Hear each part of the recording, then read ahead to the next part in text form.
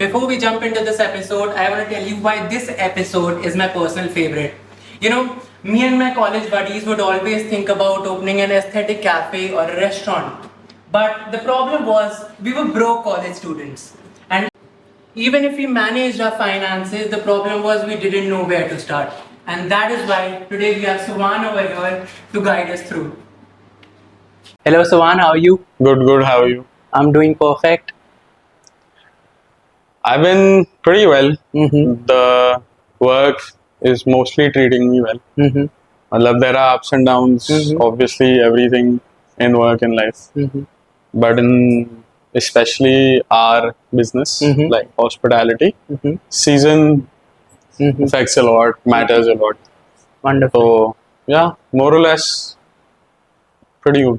We'll start with you. Tell us something about yourself. Your early days, your education. My early days, I was blessed to go to one of the best schools in Delhi. Mm-hmm. And then I was again blessed to go to one of the best culinary colleges in the world.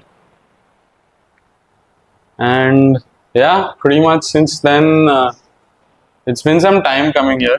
Mm-hmm. Like I did my degree in 2015. I Mhm. started, Okay. so almost graduated. What 6 years ago, 7 years Okay. ago. So opening something like this or a cafe has been like a very long journey. Mhm. Not के एक दिन सोचा और अगले दिन ऐसे खोल दिया. Exactly. But yeah, otherwise, life is doing pretty well in terms of because it's something I've always wanted to do. Mm-hmm. It's not like somebody forced me into it कि मैं ऐसे engineering कर रहा हूँ या मैंने law की पढ़ाई करी हो कि नहीं भाई advocate ही बनना है मेरे को. That would have been different, but Uh-huh. because I've had pretty supportive parents all throughout my life, more or less.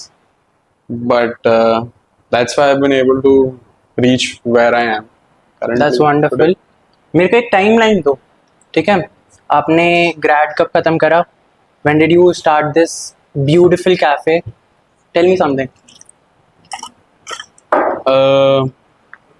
School I graduated in 2014, Mm-hmm. then started. No, actually 2015. Mm-hmm. In 2015 only I went for my bachelor's Bahar. Mm-hmm. I did my bachelor's कहाँ in पे? New Zealand. New Zealand. Wonderful.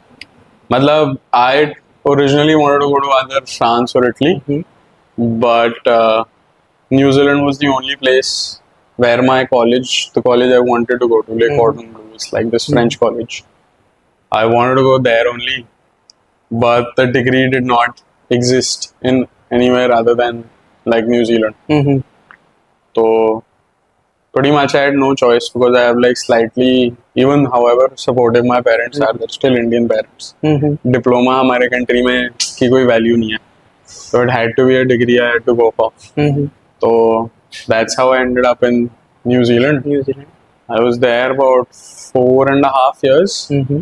I came back just before COVID, I guess. 2020 के start में. Okay. January of 2020 I came back. Mm-hmm. I wanted to move to Canada. Mm-hmm. मतलब उस time पे Canada काफ़ी अच्छा चल रहा था. True. So it was one of the plans Mm-hmm. I wanted to take on. But then obviously life happened. COVID-19 pretty much. True. तो मतलब मेरी अप्रैल की फ्लाइट बुक थी, Mm-hmm. बट फिर ऐसे मार्च में कोविड हो गया, Mm-hmm. तो ऐसे तो उसमें कोई चॉइस नहीं था. Then as restrictions started lifting up, Mm-hmm. I stayed back. I started working here. I wanted to open something for myself, but उस टाइम पे I didn't really have any kind of experience in our country. Mm-hmm. So my parents, especially my mother, said कि जब तक तुम यहाँ काम नहीं करोगे हम यहाँ कुछ खोलने नहीं देंगे. So I worked here for about a year and a half Mm-hmm. in another restaurant in Delhi, quite a good restaurant. I was heading that restaurant pretty much. Mm-hmm. And as soon as I felt like, okay, if I'm already doing this for this business, Mm-hmm. why not do it for myself? Self. So I had always planned to open something like a restaurant. मतलब ऐसे दिमाग में plan तो बहुत है, Mm-hmm. बहुत सारे, मतलब बहुत रेस्टोरेंट खोलेंगे in the next 10-12 years. Perfect. But this was the first one I got down to because the gap I saw in the market, I wanted to do that first. Mm-hmm. उसके बाद, क्योंकि मतलब जब तक पैसा नहीं है ना, आप अपना पैशन फॉलो नहीं कर सकते. True.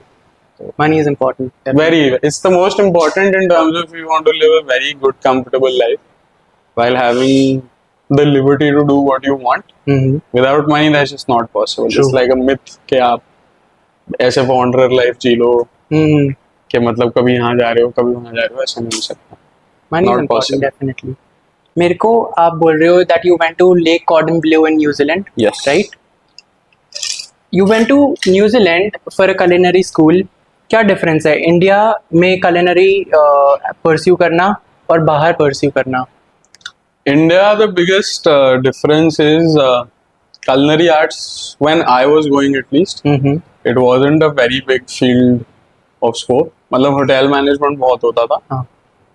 Like I got through this very prestigious Indian hotel management college, but what I realized that what they were doing in their hotel management course and what they were doing in their culinary arts course, 4 साल में से 3 साल same थे.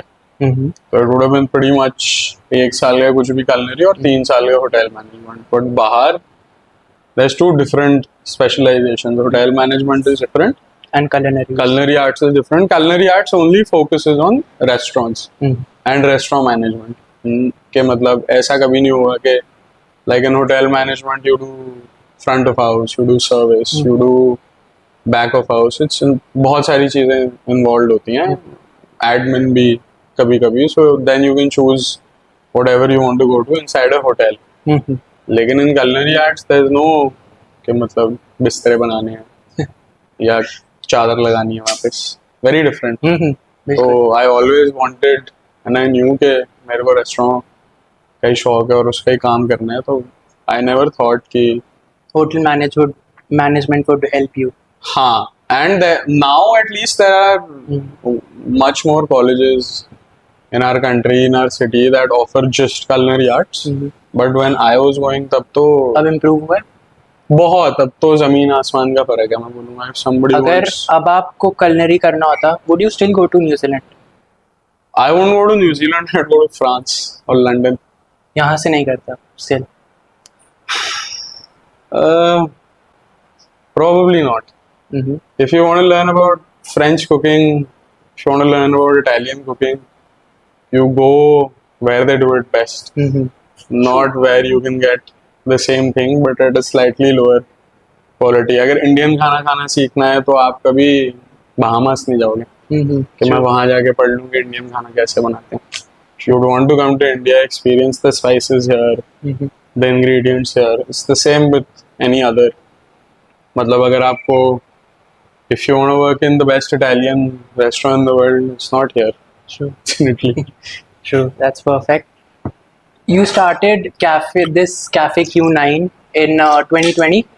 No. When? I started this 4 So months you ago. worked first in a restaurant and then you started this cafe, right? They were 21 के end तक तो nobody was doing anything Mm-hmm. because Everything was shut. everything was shut. I used to do this small, what's it called? Like a supper club. Mm-hmm. So it was fixed number of people, Mm-hmm. fixed number of courses, no like, no choices of what you can get, what you can't get.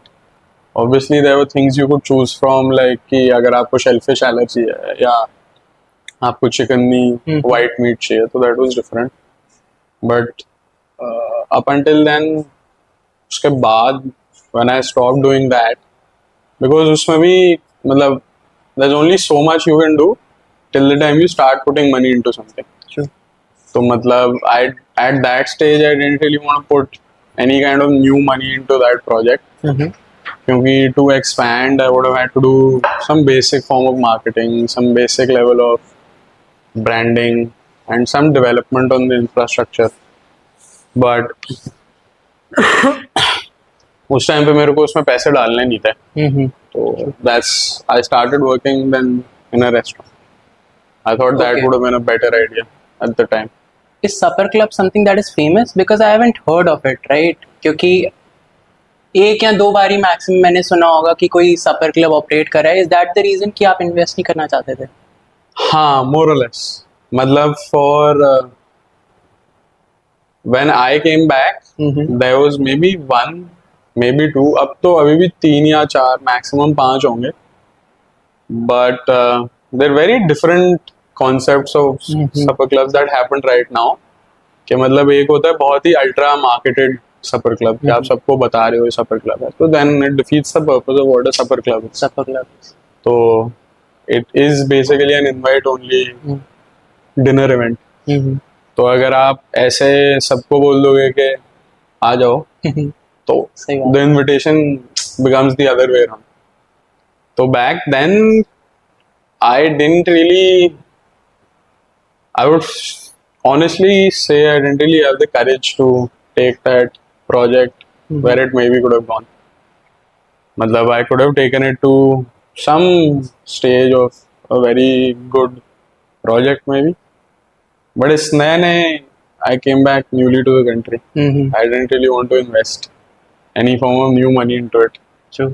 And it was like कि अगर मैं इस concept में पैसा डालूं और बिल्कुल काम ही ना करे, तो then it would have been like कि मेरा first project is like, मतलब it's not wrong कि ऐसे fail हो जाए project, but as a 23-year-old to put money into a new project would have been, it's tough. It's very tough. I'm 26 now, very different. Life is very different every 3 years or so. तो हाँ, back then it would have been not easy. मतलब हो तो फिर भी जाता है मुझे, but who knows. सही बात है। Navas Underground, right? The name was Navas, right? Perfect. मेरे नाम का इनवर्स। Really sorry. उसके बाद आपने I guess Texas Cantina शुरू करा था। हाँ, Still going on? still the brand is still on. One day in the near future, possibly in the next year or so, I would say. First, initially the plan was to run both of the brands at the same place, like which is here. Navas and Texas. No, Texas and Cafe. Cafe. But अभी तो we're still building the Cafe brand. And after I moved in here, I realized that the type of brand that I want Texas to become, it's not really like the right exact place or infrastructure to do so. Okay. मतलब Texas is a much more involved culinary project. It's like a very technical project. यहाँ मतलब cafe is still relatively easy to do in terms of the technicality of the food. Okay. मतलब एक element में शायद 4 item जा रहे हैं, 5 item जा रहे हैं, लेकिन टेक्सास के जो आइटम्स हैं, जो डिशेज हैं, वो बनाने में 36 घंटे लगेंगे।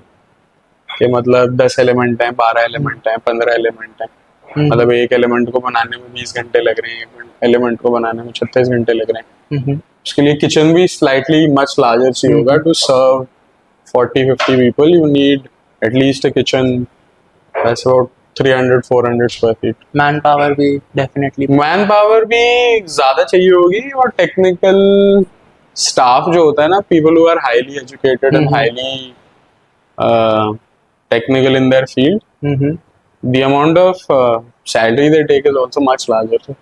मतलब anybody who can do their work very well is usually well paid. Exactly.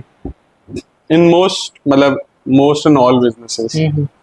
So to run a project like that, the amount of revenue needed will be much larger also, at least 3 or 4 times what is invested in this project. Okay. This cafe, right? Yeah. Coming back to the cafe, cafe Q9 नाम कहाँ से आया?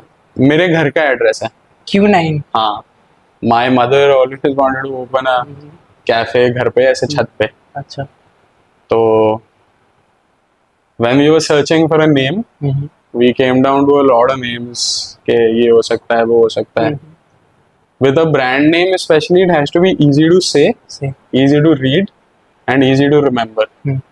अगर ये तीनों basic guideline एक इंसान follow कर ले, like any good brand, is not difficult to remember them. Name McDonald's, Subway, Domino's, easy to say, easy to read, and easy to remember. Establish जल्दी हो जाती है।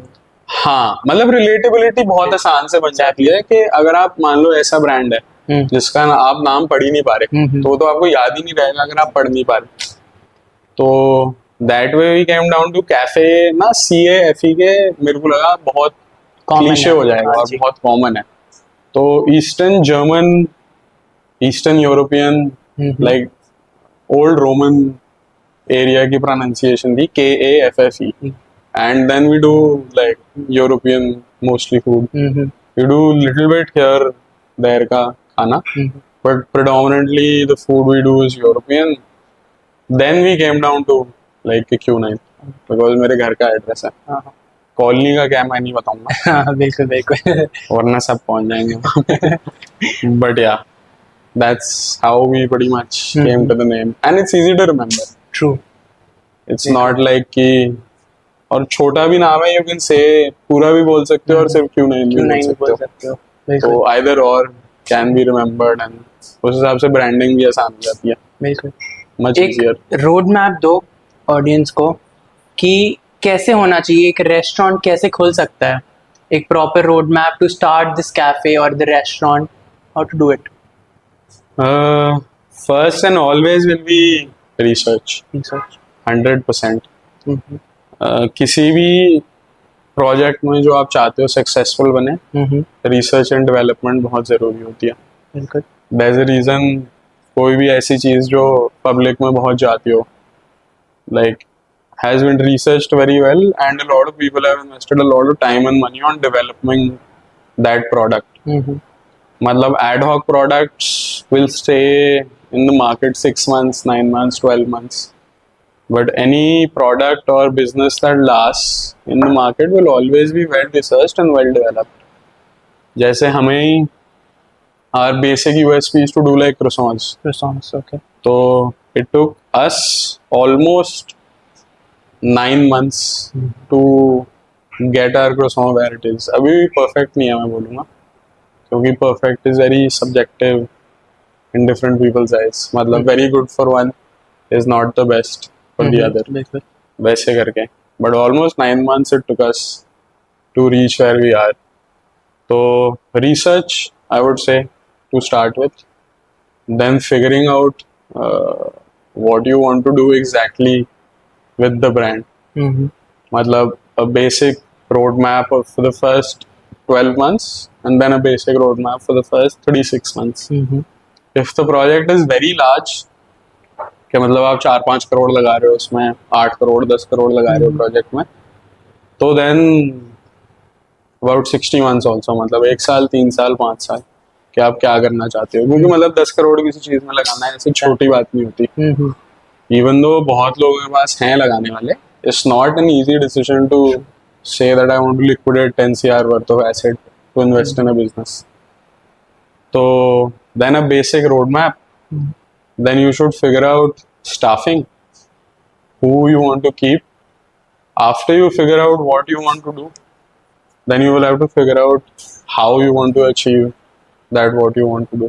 कि मान लो अगर आपको इटालियन रेस्टोरेंट खोलना है, तो you would need people that have worked in either Italian restaurants before or have an inclination of working in European restaurants. You can't take someone from like an Asian chef and tell him to go in and make pasta. That will just not work. It's the same with any other department also. मतलब अगर आप कोई एक बंदा है जैसे Barista है, he makes very good coffee. You tell him to work in the kitchen, it will just not work. Exactly. So you have to put the right people in the right places and figure out what they do well, what they don't do well. क्योंकि दुनिया के सारे लोग तो perfect नहीं है, कोई भी नहीं है एक्चुअली। सबके अपने स्ट्रेंथ हैं, सबके अपने वीकनेस हैं, मेरे अपने स्ट्रेंथ हैं, मेरी अपनी वीकनेस हैं। तो उस हिसाब से once you figure out your staffing, उसके बाद you have to start working on execution. Execution I would say is the most important, like सबसे इम्पॉर्टेंट स्टेप है of any business, restaurant business included. कि मतलब आपको आपका खाना सही है, आपकी सर्विस सही है, it works together well, that the business has to be cohesive, the branding has to be nice, you have to do the right marketing, you have to figure out the target group you want to go with. If you've created a niche product, obviously your target group is much smaller. अगर आप जैसे vegan cafe खोल रहे हो, तो the number of people that you can serve is वैसे तो technically everyone, but specifically a vegan cafe it's not everyone that goes to one. कोई हार्डकोर नॉन वेजिटेरियन ईटर तो कंसिडर भी नहीं करेगा. मतलब मैं जैसे कभी कंसिडर नहीं करूंगा वीगन कैफे जाना. ना मुझे पसंद है वीगन खाना, मुझे समझ नहीं आता. बट उस हिसाब से जब आपको समझ आ जाए how you want to execute your entire project, and when you start actually executing it, it is very different from a plan on a paper. Exactly.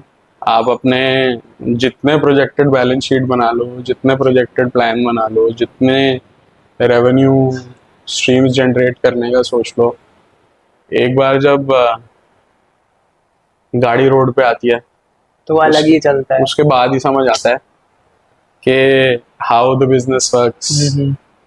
Planning is well and good. Without planning, there is no execution.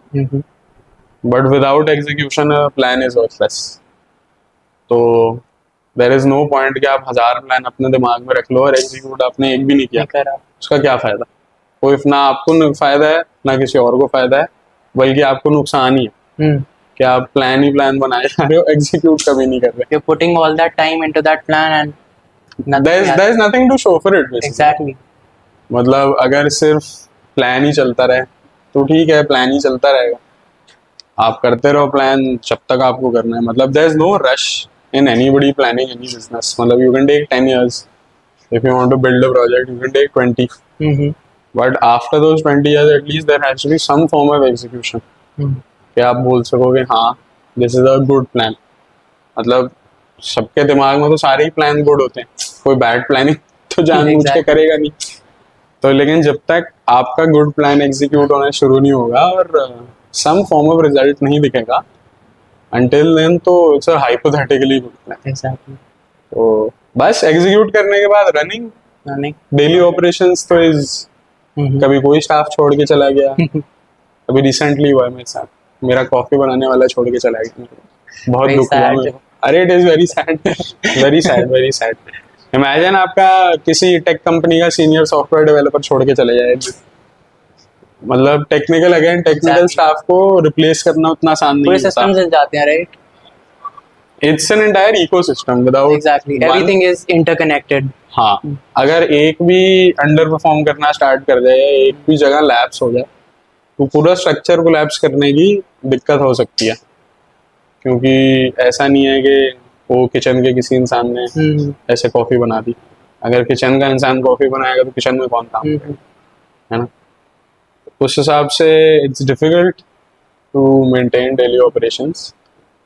But अगर passion नहीं है ना इस काम का, तो मैं कभी नहीं बोलूंगा मत घुसो.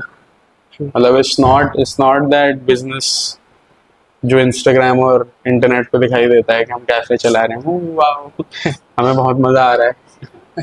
ऐसा कुछ भी नहीं है. मतलब अगर आपकी अच्छी खासी नौकरी चल रही है, आपका बहुत बढ़िया पैसा आ रहा है, तो आप ये मत सोचो कि हम एक दिन कैफे खोल लेंगे, हम बस चला लेंगे. ऐसा बिल्कुल भी नहीं हो पाएगा.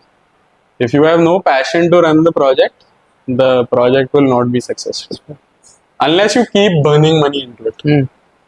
मतलब अगर आप सालों तक उसमें अपना पैसा बर्बाद करने को तैयार हो कि आपके पास 1000 करोड़ के एसेट पड़े और फिर आपको कुछ खोलना है कि भाई पास टाइम है मेरा, डालते रहो आप 50 लाख 1 करोड़ रुपए हर साल उसमें. आपको क्या दिक्कत है? उससे ज्यादा तो आपका इंटरेस्ट दे देगा आपके बाकी एसेट को.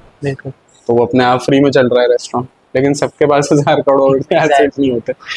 Is it important to like niche down? जैसे आपने, I feel like your target group is very small. I wouldn't say it's very small, but every good brand needs a USP. जैसे McDonald's के fries हैं, Domino's की garlic bread है, Subway का obviously sandwich ही है. सभी कुछ यूएसपी है उनकी. लेकिन हर अच्छे ब्रांड को एक यूएसपी तो चाहिए होगी कि ये प्रोडक्ट एक इंसान सिर्फ वहीं खाने जाए. कि मान लो जैसे we do croissants. Before deciding to start this, I used to eat 1 croissant every day and 1 coffee every day, like every single day, without fail. About 1.5 साल, 2.25 साल के लिए.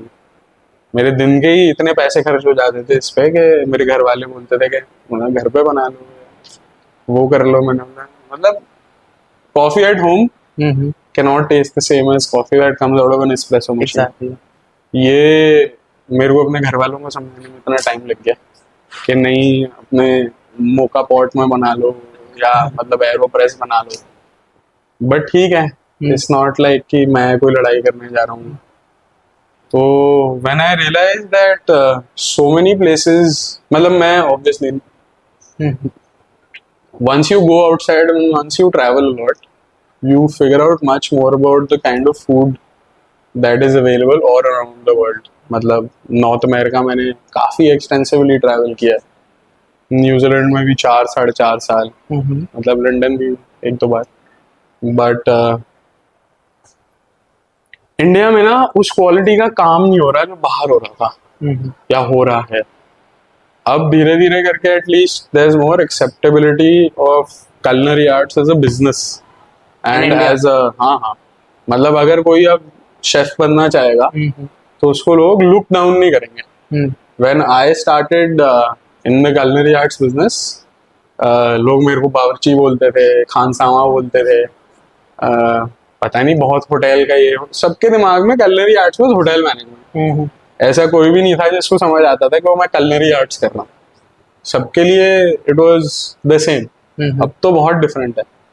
तो अब बहुत सारे लोग बाहर से इंडिया आने लगे हैं, लाइक जैसे मैं बाहर से इंडिया आ गया तो एक लेवल का सर्टन काम होने लगा है हमारे देश में, like appreciation for good food and the craft is much better than it was 10 years ago. तो सीइंग दैट सबके अपने अलग अलग जो नीश हैं, मैंने इतने जगह के क्रॉसॉन खाए, इतने जगह के, ऐसा मेरे को ना एक क्रॉसॉन नहीं मिल पाया जो मैं बोल सकूं कि हाँ ये क्रॉसॉन है इन इंडिया और इन इंडिया। तो I realise that there must be something that people outside of India are doing that we aren't doing. कुछ तो होगा ऐसा। और मैंने, मान लो एनसीआर के अगर 100 जगह हैं तो वहाँ 85-90 जगह के मैंने क्रॉसॉन खा रखे हैं, टू नो कि कैसे हैं, कौन कैसे बनाता है, कौन क्या कर रहा है। तो हर चीज़ बनाने के बहुत तरीके हैं, हाथ कितना बैठा हुआ है, टेक्निकलिटी मतलब स्टाफ को कितनी है, वो कितने एक्सपीरियंस्ड हैं, बहुत फ़र्क, बहुत सारी चीज़ों में। बिकॉज बेकिंग और कुकिंग में ना ऐसे ज़मीन आसमान का फ़र्क है। जो कुकिंग है, at least cooking, if you mess something up you can fix it almost pretty easily, but baking is like a skill, it's a science basically. Science. मतलब you can't mess up any ratios, any methodology. ये नहीं कि अगर किसी चीज को prove करना है, like rest, अगर आपने 35 मिनट की जगह आप बोलो गलती से मैंने 40 मिनट कर दिया, वो प्रोडक्ट बहुत डिफरेंट हो जाएगा। वर्सेस अगर आप मान लो big piece of meat oven में पका रहे हो, आपने 1 घंटे की जगह 1 घंटा 15 मिनट भी रख दिया तो उसको उतना फर्क नहीं पड़ेगा जितना एक वो ब्रेड या क्रोसॉन है किसी भी डो बेस्ड और पेस्ट्री बेस्ड आइटम को बढ़ जाएगा। तो उस बेसिस पे I guess nobody was willing to try and perfect the croissant.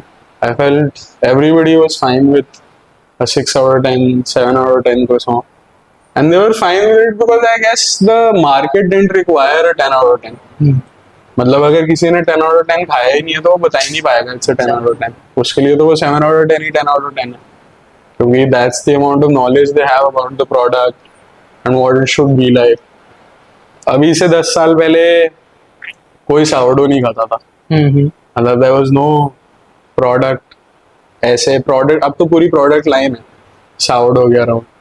But अगर अभी से 10 साल 12 साल पहले कोई सावरडो खाता था वो कहता था ब्रेड खट्टी क्यों है। अब सबको सावरडो खानी है, अब सावरडो के अलावा कुछ खाते ही नहीं है कोई। तो इट्स लाइक 10 साल 11 साल एज ए कंट्री हमारे मार्केट को लग गया टू अंडरस्टैंड कि this is sourdough, this is how it's supposed to be made, this is how it's supposed to be had. ऐसे नहीं कि हर चीज की तरह आप या हर चीज में सावरडो खा सकते हो। तो धीरे धीरे करके maybe I guess it happens the same with croissants and danishes and puff pastry and like Cafe- boulangerie items. Cafe Q9 की यूएसपी क्या है? The boulangerie, for sure. मतलब we do a lot of breads. 12, 14, like हम babka करते हैं. It's like this Jewish Israeli bread. We do chala, which is again an Israeli bread. We do like Hokkaido milk bread. वो तो आजकल बहुत basic हो गई है actually. मतलब it's the new harvest gold in the people who have money. Everybody wants brioche. It's the new trend. कि मतलब हर जगह ब्रियोश मिलेगी, सबको ब्रियोश खानी है और सारे ब्रेड बेस्ड प्रोडक्ट है ब्रियोश से बनेंगे और बिकेगा बिकॉज डिमांड है मार्केट में, ट्रेंड है मार्केट में, तो people will buy, people will eat. तो it's about capitalising on whatever is working in the market currently. Croissants are 100% USP. मतलब इवन दो देखो बेस्ट किसी भी चीज का ना क्लेम करना, it all comes back to subjectivity. But definitely मैं अपने क्रोसॉन को एनसीआर में टॉप 3 मानता हूँ. मतलब उस दिन परसों मैंने क्रोसॉन खाया, मैंने उससे बड़े क्रोसॉन की जिंदगी में नहीं खाया जेन्युइनली. मतलब मैं तो पागल ही हो गया था खा के. बट हाँ, croissants and anything boulangerie related, we do a That's a lot big of tarts. हाँ, for sure. It's a big claim, but I know we can back it up. Okay. मतलब उसमें मेरे को कोई Definitely. सवाल नहीं है क्योंकि मैंने किसी के मुंह से उस क्लेम के अगेंस्ट नहीं सुना. बहुत लोग आके हमारे क्रोसॉन खा चुके हैं. कोई भी एक्सपेक्ट नहीं करता कि जो मैं बोल रहा हूँ मैं सही बोल रहा हूँ, लेकिन खाने के बाद उनको याद आता है कि मैंने क्या बोला था. तो Truly. I know it's a big claim, but it's the claim we been working towards. मतलब it's not a mistake that we've gotten here. It's not a by chance okay, we've stumbled upon the top 3 croissant in NCR. You worked for it definitely. We've worked for it over a year. It's still a constant process of making year-round croissants. Atmosphere से बहुत फर्क पड़ जाता है कि winter हो रही है, समर हो रही है, बारिश हो रही है, नहीं हो रही है. डो में फर्क पड़ जाता है, बनाने में how simple it is to make. अभी रिसेंटली हमारा एक एसी खराब हो गया था, तो उसकी वजह से हमारे क्रोसॉन्स खराब हो गए थे. Because it takes a certain environment to create the perfect croissant. Unless you recreate that environment, you just can't make it. Technically तो अभी भी जो वर्किंग सरफेस है वो भी रेफ्रिजरेटेड होनी चाहिए, बट उसके मेरे को पैसे नहीं है. जब आएंगे In the future, definitely. इंशाल्लाह. But yeah, future में. But even now, because I know, we try and follow the method of how it's done as best as we can. क्योंकि मतलब perfection में ना आप corners नहीं cut कर सकते. True. मतलब you can't try and cut corners and feel like कि हाँ मेरा best ही item बन गया. आपको जितनी मेहनत डालनी पड़ेगी वो डालनी पड़ेगी वो बनाने के लिए. ये आप बोलो कि नहीं ओ माय गॉड मेरा मन नहीं कर रहा आज मैं ये नहीं करता, तो सेम प्रोडक्ट नहीं निकलेगा. आपका पूरा एनवायरनमेंट सही ना हो, पूरा प्रोडक्ट सही ना हो, बटर की परसेंटेजेस बहुत डिफरेंट आती हैं. That is the reason France के क्रोसॉन्स बेस्ट हैं. उनका बटर बहुत हाई फैट होता है. उनका जो ऑल पर्पस फ्लावर या मैदा होता है उसका प्लांट का जीनोम स्ट्रक्चर अलग है. हमारे कंट्री में और साउथ ईस्ट एशिया में मैदे का जीनोम स्ट्रक्चर ऑल्टर किया हुआ है, तो उसकी वजह से the type of maida we have is quite different from if you would have gotten a croissant और अ ब्रेड इन फ्रांस और Italy, because they have not messed with the genome structure of the wheat. तो तभी US में या कहीं पे बहुत ही खराब ब्रेड मिलती है, क्योंकि उन्होंने तो इतना अपना बेड़ा गर्क कर दिया जीनोम स्ट्रक्चर का. Because every market is working differently. One is a very highly ultra capitalist market where they want to maximize profit. Exactly. कि कोई भी वेस्टेज ना हो, कुछ भी खराब ना हो, सारी चीज एग्जैक्टली सेम निकले. तो वो that's their methodology of working. France में बेकरियां बहुत डिफरेंट तरीके से काम करेंगी, इटली में बहुत डिफरेंट तरीके से. तो that's the culture basically I guess what we want to create with the boulangerie at least. क्योंकि most boulangeries in मतलब हमारे कंट्री में ऐसा सच कोई है नहीं. बहुत सारे लोग क्लेम करते हैं कि वो boulangerie है, बट टेक्निकली तो मतलब अपने अपने ऊपर होता है, लोग तो बहुत कुछ क्लेम करते हैं कि हम ये हैं हम वो हैं, लेकिन जो सारी फ्रांस या इटली या यूरोप या कहीं भी जो all बुलैंगरीज open at about 5 in the morning and they shut at about 3, like 3 p.m. Their bakers start working at like 1:32 in the morning, और या 2 बजे मैक्स 5 साढ़े 5 तक वो लोग सारी bread like on site fresh बनाते हैं. whatever they make that day they sell, whenever they run out they shut, but maximum 3 बजे. 3 और जो आज की ब्रेड बनाई है वो अगले दिन नहीं मिलेगी. फ्रेश. फ्रेश मतलब they don't want to make 100 and then 15 बच जाए. they'd rather make 60 और सारी खत्म हो जाए. Quality over quantity. quality and no wastage also, and the way of life is very different in Europe. मतलब उनको ये नहीं कि भाई हमें $100,000 कमानी ही कमानी है. They're fine 3:30-4 बजे फ्री हो गए, अपना ऐसे एप्रॉल पी रहे हैं शाम को, एंजॉय कर रहे हैं. बस उनका वे ऑफ लाइफ बहुत डिफरेंट. तो अगर वो एक दिन 50 यूरो या 100 यूरो कम भी कमाएंगे तो उनको इतनी दिक्कत नहीं होगी दैन कि हमें पता है कि नहीं हमें 100 की 100 बेचनी. जैसे यूएस में देखा मैंने कि मतलब बेकरीज हैं 150 ब्रेड बना लेंगी और 50 की 50 फ्रेश ब्रेड डस्टबिन में फेंक देंगे. Like they will take garbage bags, they'll empty all their breads into that garbage bag and throw it in the trash, because the rules are very difficult कि कोई पुरानी ब्रेड खा के किसी की तबीयत खराब हो गई तो कोई सू कर देगा या ऐसा कुछ होता है. और तो अगर उसकी दिक्कत होगी और अगर कंपनी मैंडेट में है that you can't use the same bread the next day, they're throwing away fresh food basically. That's bad. That's bad, and then they try and lecture us that we're causing food pollution. It's fine. कितने customers daily आते हैं? वॉक-इन्स कितने होते हैं? Walk-ins तो on a good day anywhere from 15, 20, 25 can be depending on the day. Saturday, Sunday is different. Sunday though we're just open. It's the first day we're open on a Sunday. But depending on office वाले लोग बहुत आते हैं. And यहाँ से आसपास within the campus there's a lot of coffees that go out to like people. There's a few studios in like Shapurjat. There's a few offices there.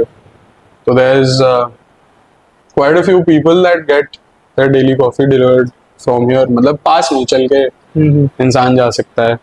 या फिर Thursday, Friday, Saturday is predominantly when new walk-ins come. मतलब कि ऐसे नए लोग आ रहे हैं that haven't come here before, because the market we're currently in is still relatively new. Like जब हमने बनाना शुरू किया था last year, तब कोई जगह नहीं थी यहाँ पे except there was another restaurant that was getting built. They've also opened very recently, but now recently the market has slightly picked up because more and more people have realized that it's a pocket of like South Delhi where there's a market which doesn't really have anything yet. South Delhi में ना real estate की बहुत दिक्कत, बहुत. मतलब all markets are filled and there's so many big players in the industry that getting to a place is much easier for them because the amount of revenue they have on hand is much larger than any other new small business could. तो in case जब when we realized के like मैंने बहुत ढूंढा 4 महीने 5 महीने while we were developing our croissant, we have like a production kitchen right here Malviya Nagar में जहाँ हमारा सारा सामान बनता है और सब कुछ होता है. While we were doing all of that, it took me like 4-5 months to figure out. और मान लो यहाँ से about 6.5-7 किलोमीटर के रेडियस में मैंने गाड़ी चला रखी है.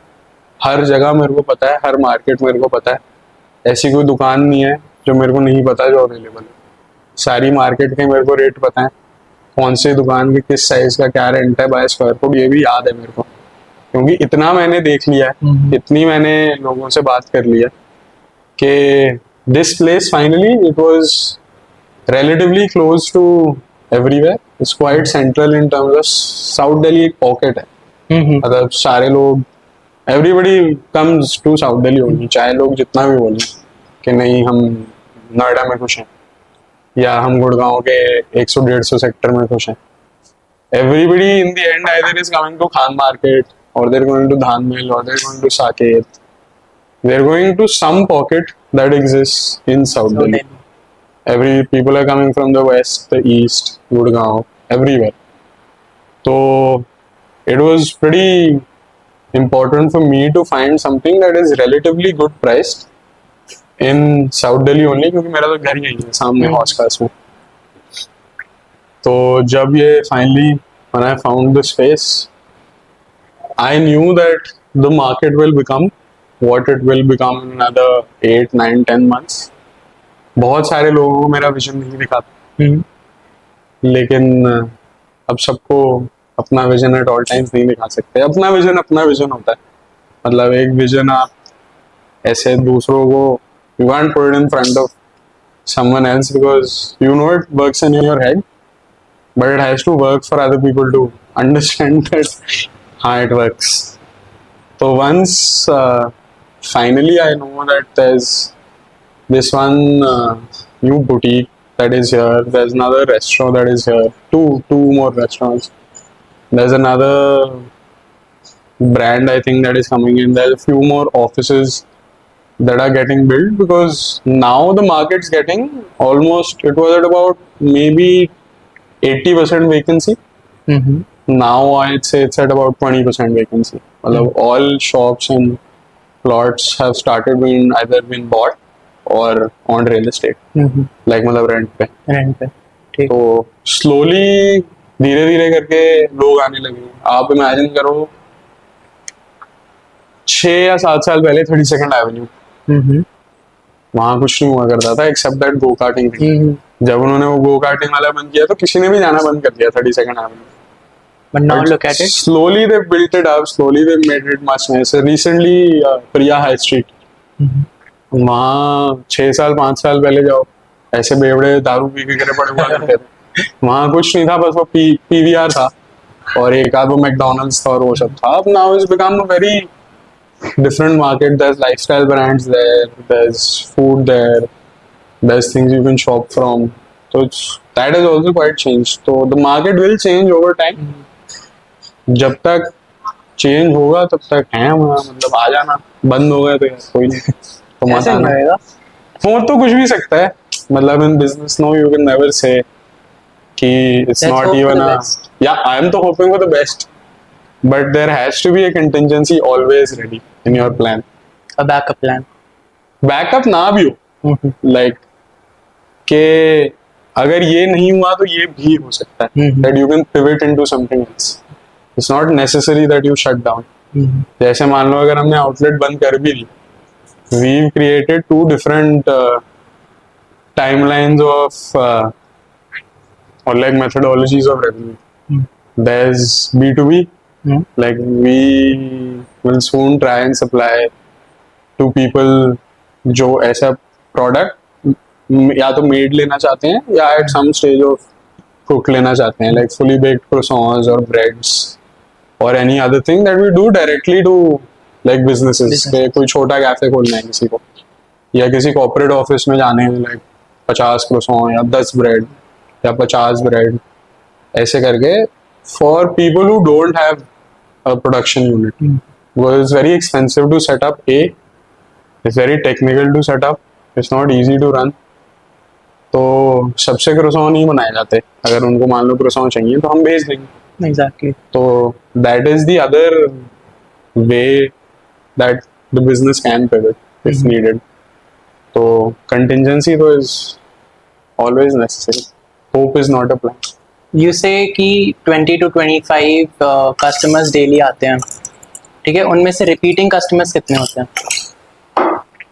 At least 10 to 12. 10 to 12. हाँ, about 50%. और average order value कितनी होती होगी उनकी? Depends if somebody is eating or somebody is not eating is different. जैसे जो returning customers जैसे office में कोई जो आसपास के offices से लोग आ रहे हैं, they're not predominantly coming to eat. They're predominantly coming to get like a coffee or a cookie or like a croissant. Their average ticket size is anywhere from 400 to 600. But if people eat, then it becomes, imagine a main, a drink, and a dessert will be anywhere from about 750 to 900 predominantly. मतलब under 2000 for two. Unless obviously अगर आप आगे 6 item मंगाओगे तो बात अलग है, but average ticket size will remain about 800 900 Perfect. depending on what one gets. Now my next question is, कितना revenue generate कर लेते हो per month? देखो मैं एग्जैक्ट फिगर तो नहीं दूंगा, Obviously, ballpark. but the first 3 months we did near break even.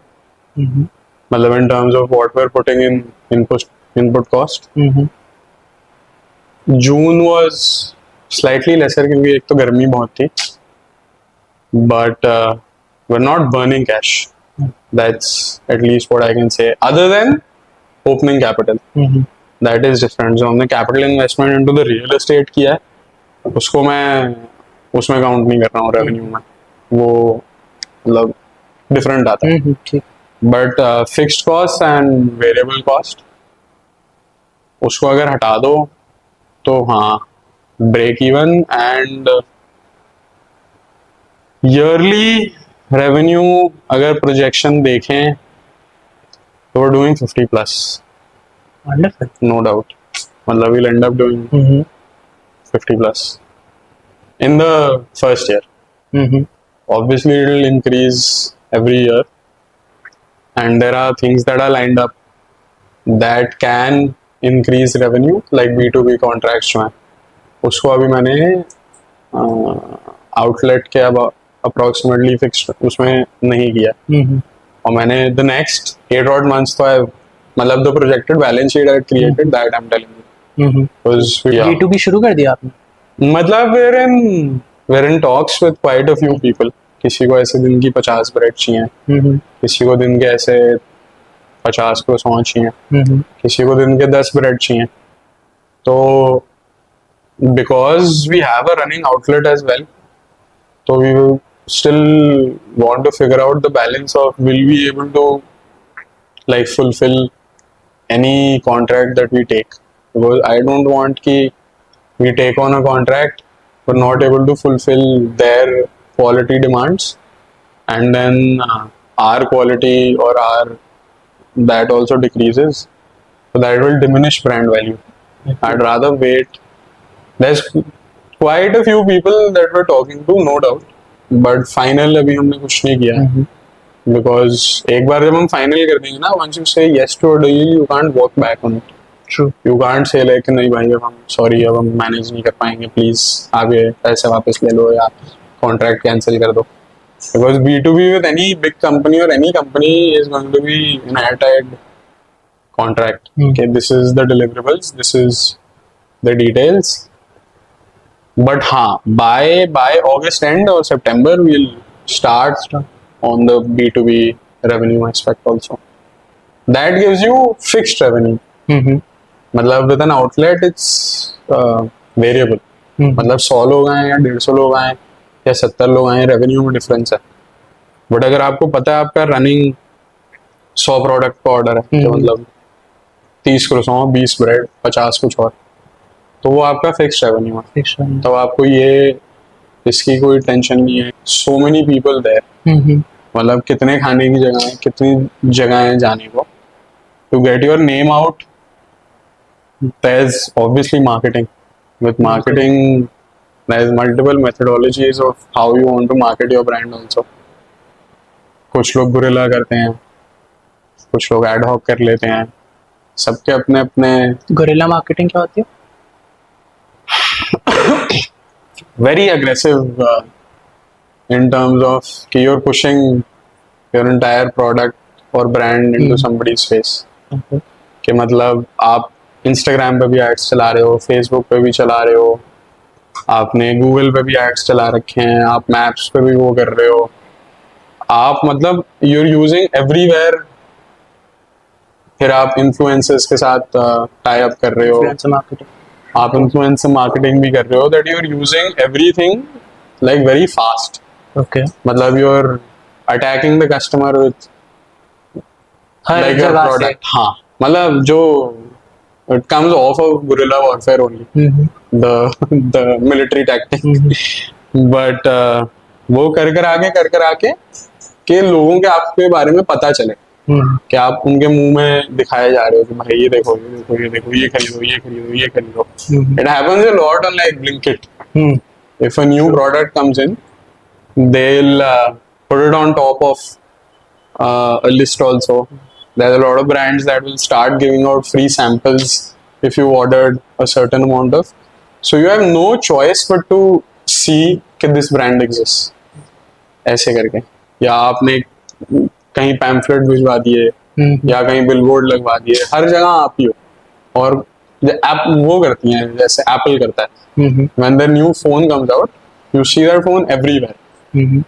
They're in the newspaper, they're on billboards, they're on all ads you can see anywhere in the world. You see them on all social media websites. You see a lot of people talking about them. They invite a lot of influencers to their launch event. So they're getting as many eyes on their product as they can, and it works.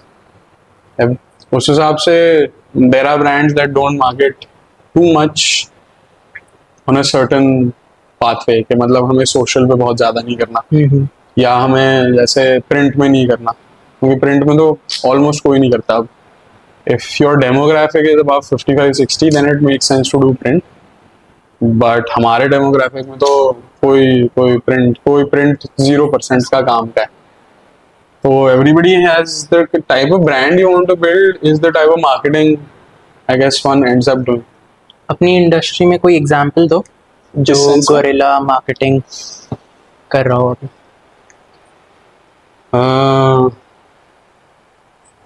Recent या in general कभी in general कभी भी. ठेका coffee. ठेका coffee या I know about that. At one point of time they were everywhere. They're on Shark Tank also. They're on the road also. They're on Fest में Instagram पहुंचे also. They're on Fest also. Everywhere you see, you have no choice but to see the Theka coffees. True. That way. That is one of the recent examples actually. मतलब और मैं 5 minute बैठ के सोचूंगा तो आ तो बहुत जाएंगे, लेकिन हमारा ही टाइम बर्बाद होगा फिर इसमें. But yeah. What are your views on if marketing can be deceiving? Marketing is meant to be deceiving. मेरे को तो ये लगता Why? है. मतलब to some extent फिर वो ऑथेंटिसिटी नहीं रह जाती है ना. तो 10 में से 7 ब्रांड तो ऑथेंटिक हैं भी नहीं ना. बट होना चाहिए. यूटोपिया में तो रह ही नहीं रहे कि होना चाहिए. अगर होना चाहिए होता तो दुनिया बहुत अलग होती. सही बात है. There's too much tech involved in the world now, and we know too much about big data. We know too much about human psychology. We know too much about how to use that piece of science to make sure जो हम करना चाहते हैं वो हम achieve कर लें. मतलब अभी से 15-20 साल पहले मान लो जब नहीं था सबके पास आईफोन या नहीं थे सबके पास स्मार्टफोन्स, तो उस टाइम पे the best form of ideal marketing that was trusted was word of mouth. Now if you see how human psychology will work, no, if 10 people say something is very nice, the 11th person will start believing कि हाँ यार ये बहुत बढ़िया होगा. वो 11वां 12वां को बताएगा, फिर और 10 लोग बोलेंगे कि नहीं ये बहुत अच्छा है. It happens a lot in food products, like जो मतलब retail products होते हैं, not like restaurant वाला वो, but that this is very good for you, this gives you this gives you that, and a lot of these products then end up with people finding out that it's not really what they were claiming that this is. उस चक्कर में मेरे को वो बहुत बढ़िया लगता है food farmer. He's ever since I've also been young, मैं तो बचपन से ही लेबल पढ़ता आ रहा हूँ, because there's so much on the label. Once you read now you will realize that how bad what you're putting in your body it is. मतलब बचपन से हमें बोला गया बॉर्नवीटा अच्छा है, बट नहीं है. बचपन से हमें बोला गया चाय के साथ पार्ले जी खाओ, बट अच्छा नहीं अच्छा है। नहीं। बचपन से हमें बोला गया कि ग्लूकॉन डी हमारे को रिहाइड्रेट करेगा, बट अच्छा नहीं है। Then it all comes down to मतलब advertising lobby, as the Americans call it. बचपन से we were told milk is good for us, it's not. तो how much people are willing to invest into making you think that this is good for you. तो एक time के बाद तो लोग बोलने ही लगेंगे कि हाँ सभी बोल रहे हैं तो हाँ अच्छा तो हो गई। तो in the end it is meant to be deceiving. If everybody advertises extremely honestly, then where we go, we have no idea. Is Cafe Q9 extremely honest? To 99.9%, I would say extent, for sure. There's a lot of things. Matlab, I can't say we do everything in the city the best. मतलब that would be just an outright lie, because जैसे there's a reason we don't do pizza. मेरी pizza में उतनी expertise नहीं है जितनी there's a lot of people that have a lot more experience, expertise and knowledge in pizza. So I thought why get into a market where I'm already going to be number 11? I'd rather aim for something where we can be top 5, top 3. तो at least we'll be able to say कि हाँ ये सही बात है। We do a lot of things very well and we do a lot of things amazingly well. There is couple of things we do near perfect, but there's a few things that we do almost the same as everyone else because उस चीज की ना inherent demand है। जैसे मान लो hash brown है, hash brown is the same, you can get the same one Everywhere. in the entire city.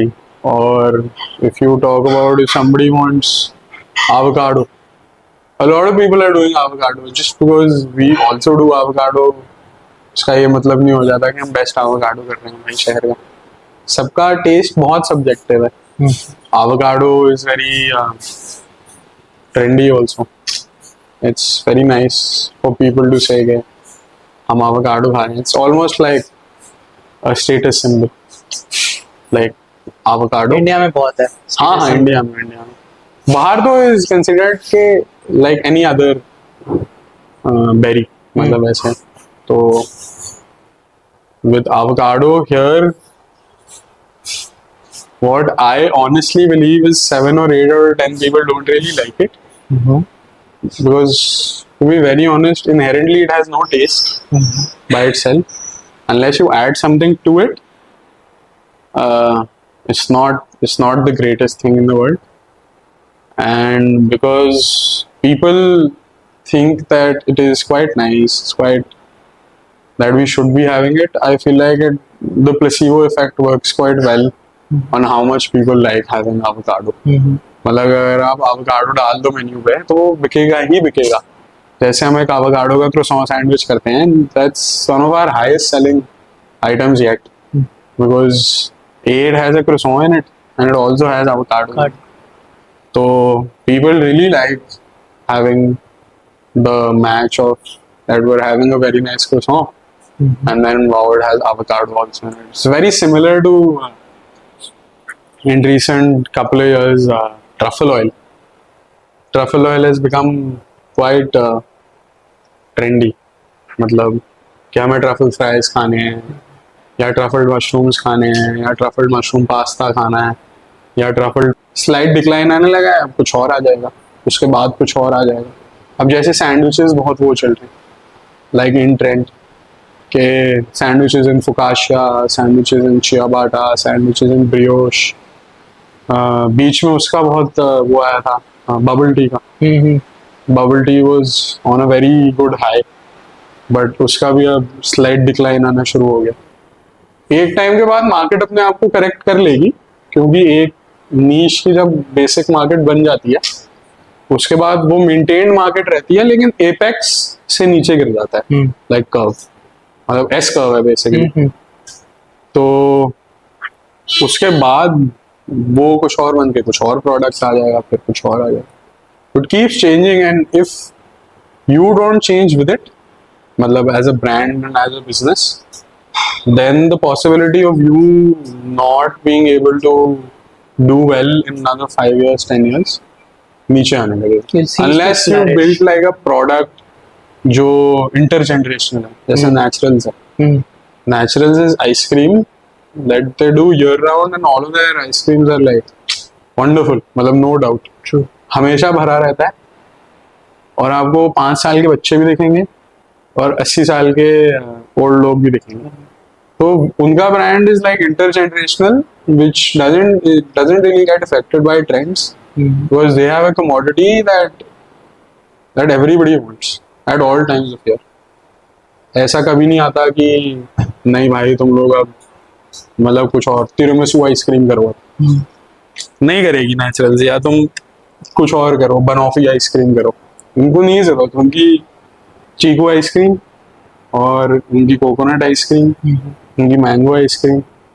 उनका ये भी अच्छा है कि जो फ्रूट नहीं होता सीजन में वो निकाल देते हैं. आपको विंटर में जैसे मैंगो उतना अच्छा नहीं मिलेगा जितना आपको समर में मिल जाएगा. लीची आपको उतनी अच्छी नहीं मिलेगी एक टाइम पे, या और कोई फ्रूट नहीं मिलेगा. जब चीकू सीजन में नहीं होता तो वो अपनी चीकू आइसक्रीम भी बंद कर देते. तो their product they've been able to develop over years and years and years, figure out what they wanted to do, be where they are. ऐसी बहुत जगह हैं जिनके वो फिक्स प्रोडक्ट हैं, वो वहाँ रहेंगे. लेकिन जो अदर टाइप्स ऑफ बिजनेसेस हैं, they have to keep rapidly changing with the demands of the market and with the demands of what the trend is currently.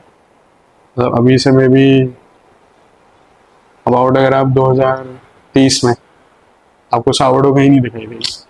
मतलब nobody is going to be having sourdough क्योंकि कोई new brand आ जाएगी, कोई new trend आ जाएगा. उसमें आप लोग बोलेंगे कि नहीं भाई अब सावरडो में वो मैदा है या सावरडो में बैक्टीरिया है.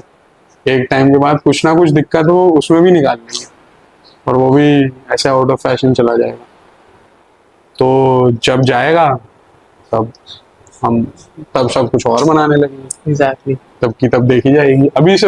अभी से उस पर फोकस करना है कि आप अच्छा क्या क्या कर कर रहे सकते हो. हैं. हाँ, अगर आप उसी पे फोकस करते जाओगे कि हम क्या नहीं कर रहे या क्या नहीं कर सकते, तो जो आप कर रहे हो उस पर कौन फोकस करे. True. So that is quite important to know which lane you're in, know where you're headed, and know how you want to basically get to where you want to go.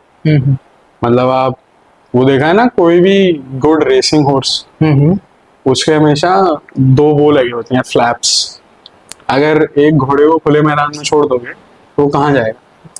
कहीं नहीं, घूम के वापस वहीं आ जाएगा या थक के वहीं बैठ जाएगा. But if you know there's a straight line you want to run on, that's how you basically win the race or a marathon, whatever. मतलब सबके आजकल वो बोलने के तरीके अलग हैं. It's not a race, it's a marathon. But सबके अलग रिजल्ट्स वो चाहते हैं, सबके गोल्स अलग हैं. किसी को 50 करोड़ का ब्रांड बना के बेचना है, किसी को अपने लिए 100 करोड़ का ब्रांड बनाना है, किसी को 1000 करोड़ का बनाना है. कोई 3 करोड़ में ही खुश है, कोई 50 लाख में ही खुश है, कोई 10 लाख में ही खुश है. सबकी डायरेक्टिव लाइफ के अलग हैं, किसी का ना सही है ना गलत है. तो जो करना चाहे, जैसे सीपी में जो दुकानें हैं छोले भटूरे बेचते हैं, उनका साल का टर्नओवर 1.5 या 2 करोड़ का है, छोले भटूरे बेचते. इसका ये मतलब थोड़ी है कि वो खुश नहीं है या वो कुछ गलत काम कर रहे हैं. और लिटरली ना बैठने की जगह, खड़े होने के लिए शायद 3 या 4 टेबलें हैं. 2:30 या 3 बजे वो बंद कर देता है, 8 बजे आता है, 2:30-3 बजे बंद कर देता है, और 2 करोड़ का उसका रेवेन्यू है, मतलब टर्नओवर है. कैसे? वो खुश है अपने सिर्फ 2 आइटम बेच के, छोले भटूरे और लस्सी. और क्या बेचना है उसको? उसने ऐसा प्रोडक्ट क्रिएट कर लिया है ना जो मासेस को खाना है. Smaller ticket size but much larger demand, and the amount of people that are willing to give that 80 rupees or 100 rupees or 120 rupees is much larger than somebody who's paying 700 rupees for a pizza. आपका ticket size larger है, मतलब you're making 700-800 bucks off of one pizza, but how many people want to buy that 700 rupee pizza? If he sells 100 plates of 80 रुपए के छोले भटूरे, उसके आ जाएंगे पैसे। आपने 5 ही बेचे 700 के, तो क्या फायदा। क्या आपको अपना देखना है कि how you want to make that money, आपकी किस चीज़ में एक्सपर्टीज है।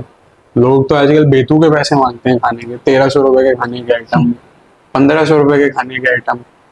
मैं तो देख के बोलता हूँ कि तुम लोग ऐसा क्या डाल रहे हो इसमें कि तुम इसके 1500 रुपए ले रहे हो। मतलब I have seen places that sell small bowls, maybe 400-450 grams of food, including protein, veg and carb. ये 3 मिला के 900 रुपए का बोल। मुझे पता है कि वो बनाने का कॉस्ट मे बी 45-50 रुपए। तुम पैकेजिंग के और 15-20 रुपए लगा लो, 20 भी लगा लो, तुम तो 50 और लगा लो। जितने का खाना है तुम उतनी की भी पैकेजिंग लगा लो, तुम 20 रुपए ओवरहेड भी लगा लो, तुम जोमेटो का भी कॉस्ट काट लो उसमें से, फिर भी 900 रुपए। और लोग देने को तैयार, इसलिए लोग पैसे इतने रख रहे हैं। If people are willing to give, why not keep. Exactly. There are people that are willing to buy 900 रुपए के सैलेड, 800 रुपए के सैलेड, 1200 रुपए के पिज्जा। स्मॉल पिज्जा आ रहे हैं आजकल 900 रुपए के, मतलब 4 बाइट में खत्म। 4 बाइट में 900 रुपए खत्म। तो it's different for everyone, all businesses run quite differently. Are you guys on Swiggy and Zomato? We're on Zomato, we're not on Swiggy. हमने अभी तो ऑनबोर्ड किया नहीं है, बट हाँ Zomato पे तो फिर नहीं, कैफे क्यों नहीं होंगे। कितने चार्जेस लेते हैं Zomato? देखो सबका ना प्लान अलग होता है। Any big brand like McDonald's, KFC, Domino's, these people get much better plans because the platform wants you to be on it. It's the other way around for people, like brands like ours. We have to be on the platform because we want a larger audience. तो हमारा I think plan है we do 14% flat, which is मान लो हमारा 100 रुपए का order है तो 14 रुपए तो वैसे ही कट गए। ठीक है। 14 रुपए जोमेटो के फिक्स हैं उसमें से। ठीक है। And over and above a certain radius, it's 14 rupees per kilometer. So imagine it goes about 3 kilometers away. 14 plus 14 plus 14 कटेंगे। ओके। तो 14% कटा, तो मतलब 14 रुपए कट गए, और 3 किलोमीटर के फिर हुए 14, 14, 28, 42। तो टोटल आपके कटेंगे 56 100 रुपए में।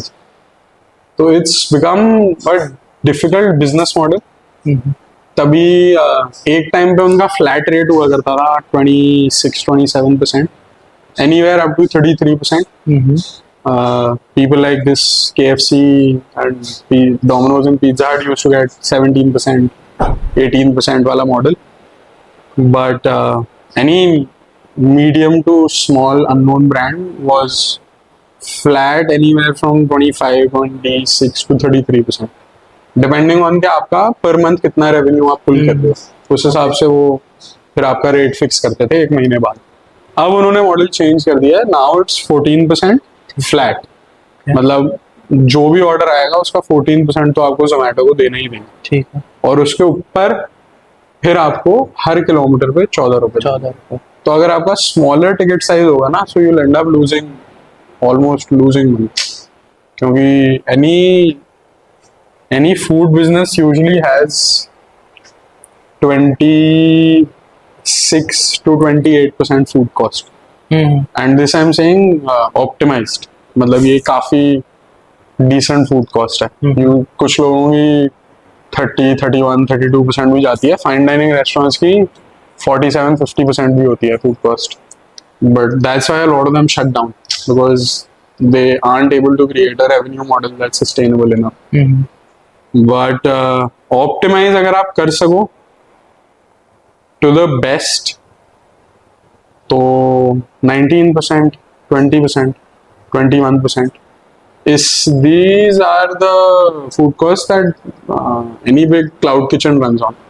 जिनके 300 आउटलेट हैं, जिनके 450 आउटलेट हैं, 500 आउटलेट हैं all over the country because they have massive centralized kitchens. मतलब 5-5 हज़ार स्क्वायर फुट के किचन है उनके, और सब कुछ वहाँ से बन के आता है, सारे आउटलेट में वहीं से जाता है। तो that ensures standardization, that ensures brand equity, कि आपकी कंसिस्टेंसी कभी खराब नहीं होती, आपकी क्वालिटी कभी खराब नहीं होती, because everything is taken care of. These guys minimize on the amount of money they're spending on packaging. They need no literal to no marketing, तो उनका एडवर्टाइजिंग एंड मार्केटिंग में कोई कॉस्ट नहीं जाता। जो बिगेस्ट से बिगेस्ट जैसे कोई रोल कंपनी है या कोई बर्गर कंपनी है, एक टाइम पे लोग एडवर्टाइजिंग करते थे, अब now they become so big that they don't need to advertise. उनका because their amount of orders is so high up, उनका नाम ही लिस्ट में टॉप पर है तो उनको टॉप क्यों पर आता चाहिए? है। हाँ, क्योंकि अगर आप देखो अभी if you open Zomato here, there is going to be about 1900 restaurants delivering. You, me, any normal person who's not insane will not see after number 15, number 16, number 17. Plus, the algorithm is mapped in a certain way that it will show you what you want to see. Exactly. Zomato is only showing you कि आप क्या खाते हो, या ऐसी कौन सी जगह है जहाँ से आप मंगाते हो और वहाँ कोई अभी डील मिल रही है। तो ऐसी कोई नई जगह ना आप कभी डिस्कवर नहीं कर पाओगे जब तक कोई आपको बताएगा नहीं। Unless you search for it, who knows what's on number 1500? Exactly. Nobody knows. What's on number 1800? What's on number 100 only? कोई नहीं जा रहा वहाँ तक। तो Zomato की मार्केट इतनी सैचुरेट हो गई है, then you have to end up doing advertisement on Zomato. तो आप Instagram पे भी करो, Google पे भी करो, Zomato पे भी करो। तो initially brands will have to spend some chunk of their capital on advertising and marketing. Methodology कोई भी हो सकती है, बट आप अपना नाम बाहर कैसे लेके जाओगे? मतलब आप कैसे लोगों को बताओगे कि आपको पता है आपका सामान बहुत अच्छा है, चलो बेस्ट है, आपने बेस्ट भी क्लेम कर दिया अपने शहर में, लेकिन ये लोगों को नहीं पता। लोगों को तभी पता लगेगा या तो आपका प्रोडक्ट उन तक जाएगा या वो आपके प्रोडक्ट तक आएंगे। वो आपके प्रोडक्ट तक आएंगे is a much harder task and a much longer task, requires much more patience. कोई भी अच्छा food business starts generating revenue after year 3। तो I am talking about like break even से कि आप अब जितना आपने कैपिटल इन्वेस्ट किया, recovery and then start making like net profit. अगर आप एडवर्टाइजिंग एंड मार्केटिंग करोगे बहुत अच्छी, मान लो जैसे दिल्ली एनसीआर में बहुत होता है, 6 लोग आ गए साथ में, 6 पार्टनर हैं, सबने 50 लाख रुपए डाले, 3 करोड़। 5 पार्टनर आ गए, सबने 50 लाख रुपए डाले, 2.5 करोड़। सब चलो 5 लोग आ गए, सबने 30 भी डाल दिए, 1.5 करोड़। बहुत होता है दैन की एक आदमी 1.5 करोड़ डाले। Exactly. इसी हिसाब से ऐसे बहुत लोग हैं, मान लो दिल्ली में 15-20, चलो 30 भी लगा लो, 30 लोगों का कम से कम 100 जगह हाथ है। कहीं 10% है, कहीं 20% है, कहीं 2% है, कहीं 3% है, कहीं 35% है। लेकिन कोई भी मैसिवली सक्सेसफुल हॉस्पिटैलिटी और रेस्टोरेंट बिजनेस दिल्ली में इंडिविजुअली ओन नहीं है। मतलब टेक्निकली मेरा तो बिजनेस बूटस्ट्रैप्ड है, it's family owned, but we are not big. मतलब we are very very small if you compare brands of the city. A lot of people are fine with diluting equity. I didn't really want to dilute equity in my first business because then it's susceptible. You have to listen to what the other shareholders are saying, what the other members of the board are saying. Imagine there's 3 seats on the board. 67 and 33 का भी ratio लगा लो, 2 मेरी है, किसी और की है। वो एक किसी और की तो फिर भी कंसिडरेशन में लेनी पड़ेगी ना कि वो क्या बोल रहा है। अगर वो बोल रहा है कि नहीं ये आइटम हटा दो, नहीं लेकिन मेरे को ये आइटम आप क्यों नहीं कर रहे, आपको ये करना है, अभी तक हमारा इतना रेवेन्यू जनरेशन क्यों नहीं हुआ है। Me with my first business I didn't want to be answerable to anyone else कि वो मेरे को बता रहे हैं कि मेरे को अपना धंधा कैसे चलाना है। कि भाई मैं समझ आता है तुम्हारे पास, you're an investor, you're a capital investor, you're into like 10, 12, 15 projects, then that becomes one of their 15 projects, and in the end for them it's revenue. What matters in the end to any investor is revenue and profit generation. It's a money laundering scheme. then it's different. Okay, you can get into a loss-making business because you have to rotate cash. But nobody is starting a business, a new restaurant, new business, where you want to say कि हाँ भाई चलो ठीक है. So I didn't want to get into the business of 4 people, 6 people, 3 people, 5 people. We're currently family owned. It's the 3 of us, me, my uncle, and my mother. Everybody has different roles, different responsibilities. Because responsibilities and accountability is quite important. मतलब without responsibility and without obviously accountability, there's a lot of complacency. And again, to do the best that you can, there can be no complacency. मतलब अगर highest level के athletes बोलने लगे कि हाँ भाई आज मेरे को प्रैक्टिस नहीं करनी, या आज मेरे को जिम नहीं जाना, या आज मेरे को एक हफ्ता खाना खराब खाना है, this is not possible. Like Olympic athletes, highest paid athletes, Premier League athletes, NBA athletes, their life is very glamorous, but it's not easy. Easy, exactly. मतलब it's difficult. So many people in the world don't have the passion, the dedication, the discipline. Discipline is very important if you want to do. मतलब वो old saying है ना, Rome wasn't built in a day. Exactly. ऐसा नहीं हो सकता कि हाँ भाई ओवरनाइट हमने वो भाई लाटरी लग गई हमारी तो हम करोड़पति हो गए. वो भी सही है. Maybe somebody gets lucky that way, that suddenly their business starts doing very well. But even that overnight starts doing very well, there is a lot of work that they've done on the business to make it work. Okay, Rose, you have to show up. It's about showing up every single day. 7 days if we're open. I am also a person who would like to have a life. In the restaurant business, there's not really much time for anything else but work. मतलब लोग हफ्ते में 5 दिन काम करके रोते हैं कि भाई हमें सिर्फ सैटरडे संडे ऑफ मिलता है, हमें 4 day वर्क वीक चाहिए. जिस दिन मेरे को एक भी दिन छुट्टी मिल जाए हफ्ते में, वो बहुत अच्छा होता है. But even on this day you're off, no, as an active business owner where things change rapidly, there's no really like off time even before work and after work. Either I'm thinking about something we can do better, something that we messed up on, something that can be done better. ये अब कैसे करेंगे? What? How we can move to the next stage? It's not like घर जाके मैं आराम से हाँ लेट के सो गया. You constantly work. Constantly working, even if it's not physical, mentally you're always working. Because me, at least as a person, I always want to move forward, you know, in life. There's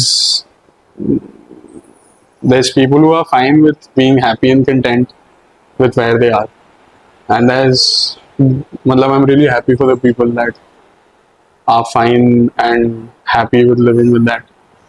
But for me, मैं एक चीज से एक time के बाद slightly bore होने लगता हूँ. तो मान लो आज ये रेस्टोरेंट खुला है, अभी से once we start doing very well, once it goes on autopilot, another 2.5, 3 years, then I'll start a new project. Another 2-3 years after that, a new project. Maybe that can be differently done कि उसमें कोई partner हो गया, या उसमें कोई investor हो गया, या उसमें कुछ और हो गया. All projects can work differently, but for me to say कि हाँ भाई मैं रोज आके सेम ही चीज करे जा रहा हूँ, वो मुझसे नहीं हो पाता. एक ना बिलीफ है, क्या बोलते हैं कि इन्वेस्टर्स यूजुअली बिलीव करते हैं कि रेस्टोरेंट्स और कैफेज में इन्वेस्ट करना इतना अच्छा नहीं है, because they lot of cafes and restaurants usually shut down. सही बिलीफ है उनका.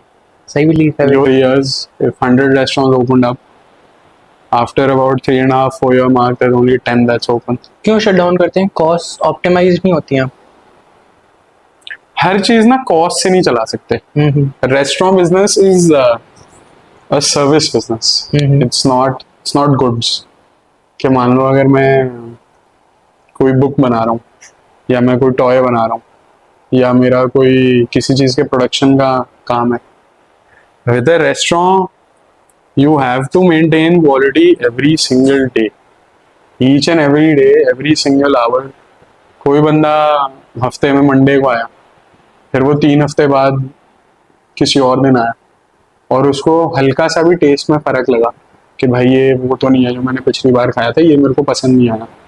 So the possibility of them not coming back is almost 100%. Because they will feel कि एक बार इन्होंने मेरे को कुछ खिला दिया, दूसरी बार मेरे को इन्होंने कुछ खिला दिया. और सर्विस पे हमारे कंट्री में इतना लोग ध्यान नहीं देते येट. मतलब if you go to like 5 star hotels and you go to some of the most expensive restaurants, that's where they do very very good service. Because service जितना इम्पोर्टेंट खाना है एक रेस्टोरेंट में, उतनी इम्पोर्टेंट सर्विस है. ये बहुत कम लोग हैं फील लाइक फॉलो करना चाहते हैं. Because it's not easy to again get service people in our country because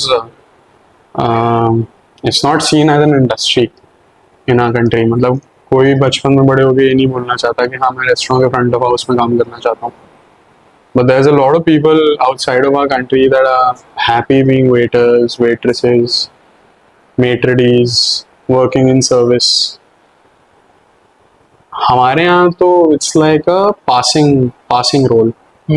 If you have nothing really else to do to start out with, you become like a waiter for a little while. Then by the time if you're able to figure out कि कुछ और कर सकते हैं या नहीं कर सकते हैं, because service is not a very well paid industry. Hospitality in itself is not a well paid industry in our country. All around the world, to be very honest.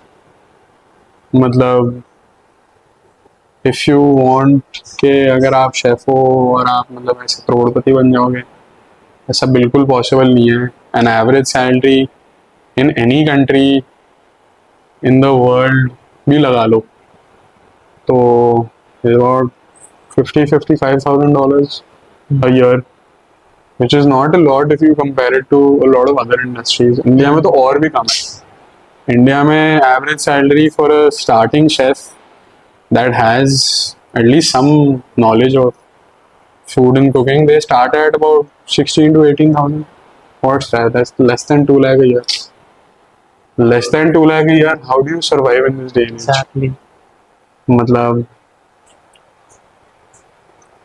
5-6 हजार रुपए के बंदे के खाने पे मतलब रहने पे खर्च हो गए और 2 से 3 हजार रुपए. मैं तो मिनिमम बोल रहा हूँ, minimum. If you stay in like the worst of the worst possible places, कि जहाँ where you're fine with sharing like a bathroom, or because a lot of people that work in this industry tend to come from outside of Delhi. There's a lot of people from Himachal, a lot of people from Uttarakhand, a lot of people from the hills. They come here finding work, and आपको इतने ज़्यादा उसके north east और वहाँ के लोग मिलेंगे in the industry that if you go to a cafe and और a restaurant, notice one time the percentage of people that work in the kitchen and that work outside, how many of them belong to the north eastern region. Anywhere from like 60, 75, 80%. क्योंकि even though slightly sad, but because the opportunities they have in their hometown are much lesser, they're willing to work on a lesser salary, which pretty much leads to employee exploitation, basically. मतलब nobody considers that employee exploitation yet in our country because उसका concept, or to be very honest, exist नहीं करता. There is nothing as worker exploitation. मतलब people tend to think कि if you're paying them a salary, you pay your slave. मतलब you can make them do whatever you want them to do. कि मतलब 15 घंटे काम कर लो, 16 घंटे काम कर लो, ऐसे करके. तो the people that are slightly more well paid are working in restaurants that are already doing very well. So to fill out the gaps of all medium and slightly less technical restaurants, जहाँ पे मतलब इतना मतलब it's not like you need to be well versed with the technicalities of cooking where you only have to do कि थैली में से कुछ निकाल के गरम किया, उसमें तड़का लगाया, उसको पैक करके दे दिया कि बेस किचन से कुछ आया, you just have to finish it and then you have to pack it. You don't really require a lot of educational skills or vocational skills or communication skills. They work in like dark kitchens almost as robots. You're never going to see them, you're never going to hear about them. And they're willing to work for 16,000, 17,000, 18,000. People in our city work for a lot of hotels make people do industrial training at 5 grand a month. So, and those people, a friend of mine used to get I think 2.5 grand a month for industrial training. And within that, you're working 16 hours, 17 hours, no days off. That's bad. But what can be done? Exactly. There's only so much. As the trend of the industry changes, I guess, when people realize. Because the best of the best and people that have the most money, in our country will always go out. Nobody wants to stay here. Up to it, in the past 3-4 years, it's slightly changed that people are willing to consider to work here. कि मतलब हमारे देश में बाहर जैसा काम होने लगा कि मतलब that we're paying as much attention to everything as they do outside. That ensures a product that is insanely good. But even then, to learn that, people are still going outside. And if they're not going outside universities are coming to India to ensure that you get the same quality of education that you would have gotten in France. जैसे एक Indian School of Hospitality है. They've partnered with one of the biggest French universities called École Ducasse. एक Alain Ducasse करके बहुत मतलब top 5 chefs of the world. He opened his own university in France, and there's one in I think Switzerland also. But they partnered with Indian School of Hospitality because they know कि हमारे country में अब demand है ऐसे courses की, लोग करना चाहते हैं ये सब चीज़ें. तो I guess another 8, 5, 10 years when people will consider कि हाँ मतलब कि हाँ ये एक इंडस्ट्री है. जैसे बिगेस्ट एग्जांपल है जब I was in New Zealand, carpenters, electricians and plumbers, they're very well respected trades. They call them trades there. You actually have to do a diploma, you have to pass an exam for you to be able to become a plumber, an electrician or a carpenter. You get paid like $80 an hour, $90 an hour as a plumber. But for everyone in the world, in our country, a plumber is कि भाई हमारा pot block हो गया, plumber आके भी ठीक कर देगा, ये पाइप में से लीकेज हो रही है, प्लम्बर आके ठीक कर देगा. या इलेक्ट्रिशियन कौन है कि मतलब जिसने अपनी जेब में वो एक स्क्रू ड्राइवर डाल रखा है लाइट वाला और वो आया है और पुरानी सी शर्ट में, बस वही है हमारे लिए. That's our definition of a electrician. तो it's very different if you consider our country in terms of culture, in terms of what we believe, what we don't believe, what we think one should get into. मतलब हमारे country में formal education पे बहुत focus है because a lot of people are of the thinking that that's the best way to securing a high paying job, which is right in a lot of socio-economic sectors. मेरे को तो बहुत privilege है, मतलब बहुत, मतलब I have never had to pretty much worry about anything in life. I've always been able to do what I want. I've always been able to go where I want. And now I'm here where I've been able to open a restaurant and cafe at 26. So a lot of people don't have that privilege where they have to have some form of formal education के भाई उनकी 25-30 हज़ार 40 हज़ार रुपए की नौकरी लग जाए, where they can support their family, where they can support their parents that are growing old. Not everybody can be like कि हाँ भाई मेरे को business खोलना है. and the backing they have is near to none. It something that takes me maybe 10 minutes can take somebody 10 years to achieve. It's very different for why people get into a certain business, why people do certain things that they have to do or they want to do. मतलब अगर कोई पहाड़ी आदमी 20,000 रुपये कमा रहे हैं यहाँ पे दिल्ली में, तो वो करीबन 10 या 12,000 रुपये तो गाँव भेजेगा वापस. दैट 10-12,000 रुपये गाँव में बहुत फर्क है. और यहाँ पे बहुत फर्क है. यहाँ पे लोग 2 लंच में उड़ा देंगे 10,000 रुपये. मतलब मैंने 70,000 रुपये के खाने के बिल देखे हैं 80,000 रुपये के. एक इंसान किसी राजस्थान के गांव में साल भर निकाल लेगा उसमें. तो उसमें बहुत फर्क है, लाइक इनकम डिस्ट्रीब्यूशन में, सोशियो इकोनॉमिक सेक्टर्स हैं. सबको सब चीज़ करने की लिबर्टी नहीं है. Exactly. मतलब बोलना बहुत आसान होता है कि हाँ भाई ये लोग ये बिजनेस 1 रुपये से स्टार्ट हुआ था, या ये बिजनेस 1,000 रुपये से स्टार्ट हुआ था, या ये बिजनेस सिर्फ 1 लाख रुपये से स्टार्ट हुआ था. तो बातें तो लोग बहुत बड़ी बड़ी करते हैं. सोशल मीडिया पे specially I have a very strong view on it that it causes brain rot. True. तो I try and stay away from Instagram as much as I can. मतलब ऐसा नहीं है कि मैं इस्तेमाल नहीं करता बिल्कुल, बट मैं ऐसे पर्सनली लोगों को जानता हूँ जिनको मैं से मतलब हर 15-20 मिनट पे कष्ट लेने होते हैं इंस्टाग्राम पे कि भाई रीलें तो देखनी है. चाहे कहीं बैठे हो, कहीं खड़े हो, किसी के साथ हो, कुछ हो ना हो, फोन खोल के इंस्टाग्राम तो खुल ही जाएगा. तो मेरे को बस मैं अवॉइड करता हूँ जितना हो सके. और मैं प्रेफर करता हूँ कि मतलब मैं यूट्यूब बहुत देखता हूँ, मतलब बहुत ज़्यादा. किसी भी चीज़ के बारे में some like there is so much happening in the world right now, like geopolitically. तो उसके बारे में कुछ देख लिया, कोई ऐसे नया कोई फुटबॉल या वो चल रहा है, watch lot of sports also. तो Instagram doesn't do me personally, like it's a very good place to conduct business for sure, and it does a lot of people quite well. A lot of people enjoy it. A lot of people have made massive careers out of like Instagram. But me personally, it doesn't do Any good. हाँ.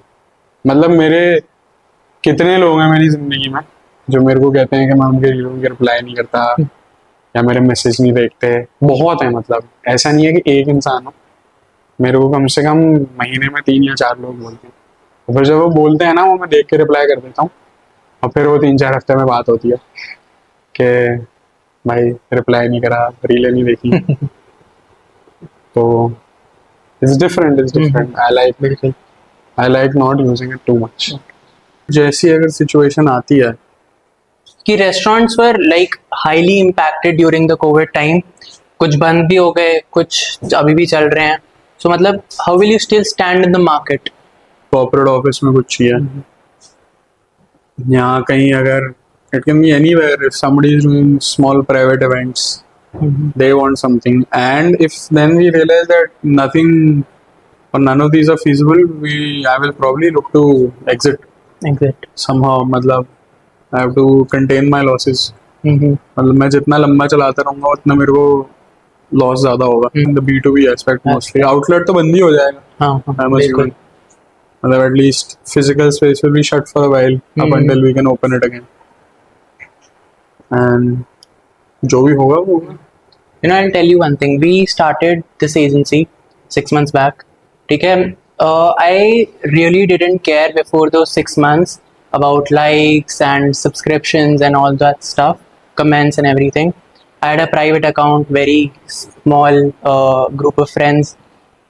As I started this agency, I started the likes, comments, everything started getting into my head. It affected my mental health a bit, not too much, but it did affect it. So आपके case में क्या revenue का भी affect करा है?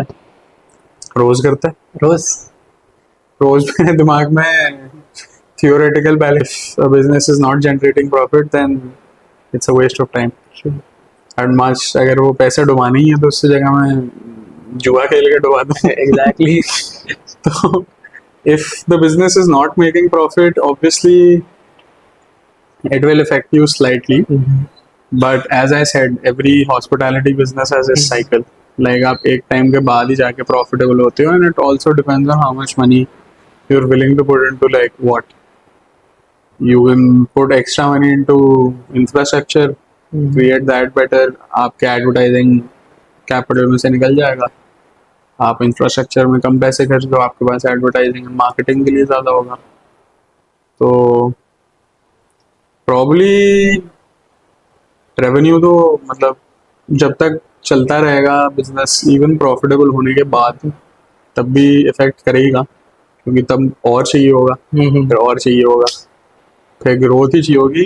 आई would want Cycle the never graph to go, या the cycle will never stop. Once this becomes extremely profitable, I will take that capital from here, start a new business. Then that new business की same issues.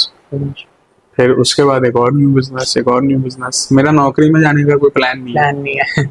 और thankfully, क्योंकि at least मेरा पैसा है, मेरे को पता है कि मतलब ऐसे सर के ऊपर कोई तलवार नहीं है कि रिटर्न देना ही देना. मतलब ऑब्वियसली ज़रूरी है बिजनेस को रिटर्न देना, मैं चाहता हूँ कि बहुत बढ़िया रिटर्न दे, but there is no outside influence telling me or saying anything or in my ear saying के प्रॉफिट कब आएगा, प्रॉफिट कब आएगा. You're your own boss. या exactly, there is not much that can be said. मैं अपने आप को ही बोल सकता हूँ जो बोल रहा हूँ, कोई और मेरे को कोई कुछ नहीं बोल रहा है फिलहाल. Exactly. अच्छी बात है, वो मेरे को बहुत खुशी होती है उसकी. बट या We'll wrap this episode up now. Done. Okay. It was wonderful, right? yes, Thank you for joining us. thank you. I hope the audience enjoys it too. I hope so too. Thank you.